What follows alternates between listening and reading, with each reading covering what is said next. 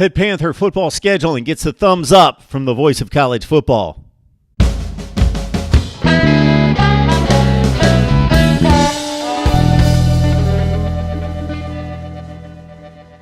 All right, everyone. MarkRogersTV, the voice of college football. We are ranking the schedule 70 all the way up to number 1. That's all the Power 5 schedules within conferences, plus the major or not so major independents.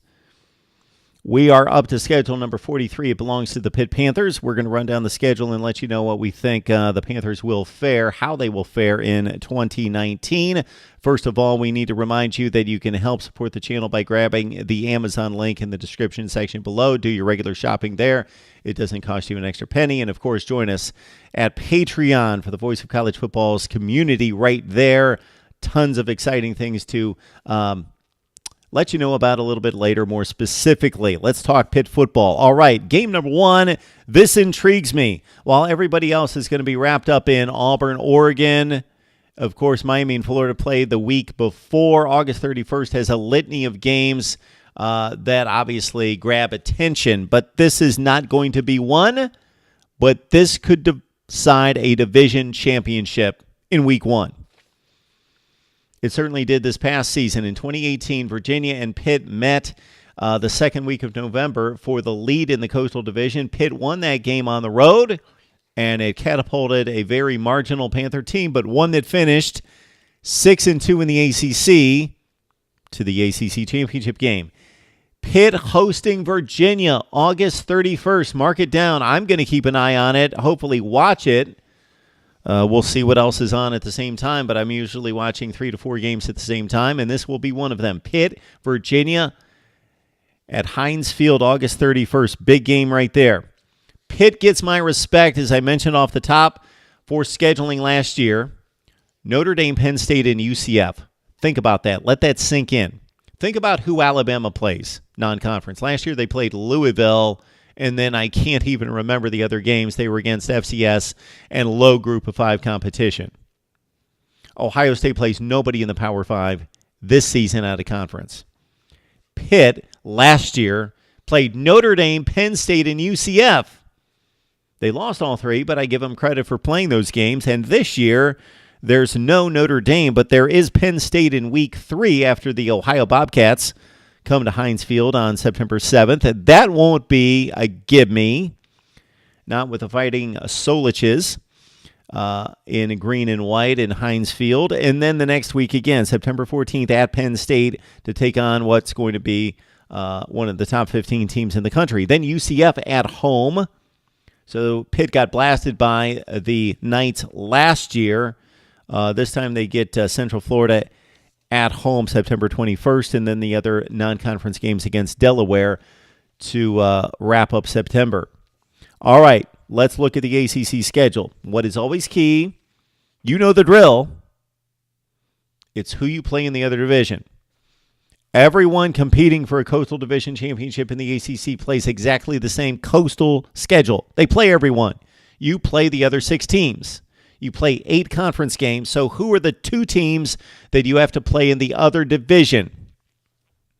That is a huge determining factor, and especially a division like the Coastal Division. We're not talking about a division that has an Ohio State or a Clemson or a Georgia.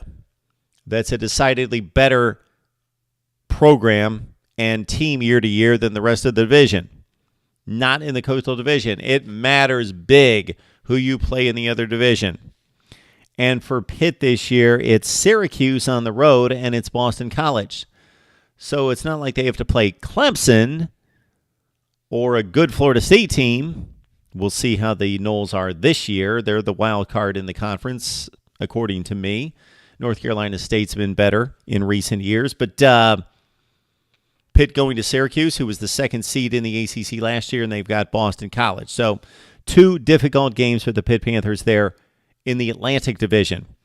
This is how it shapes up chronologically. September 5th, October 5th at Duke, at Syracuse October 18th after the bye week. So they've got a Friday night game. I look forward to these.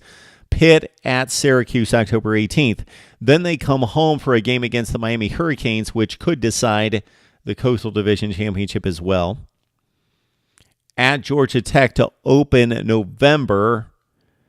Then North Carolina on a Thursday night, at Virginia Tech and Boston College to conclude the season. So the toughest stretch for the Panthers, of course, back-to-back games. It's not even close. Penn State and UCF in September. But in regards to games that are really going to matter for this team, they're not going to compete for a college football playoff or an undefeated season.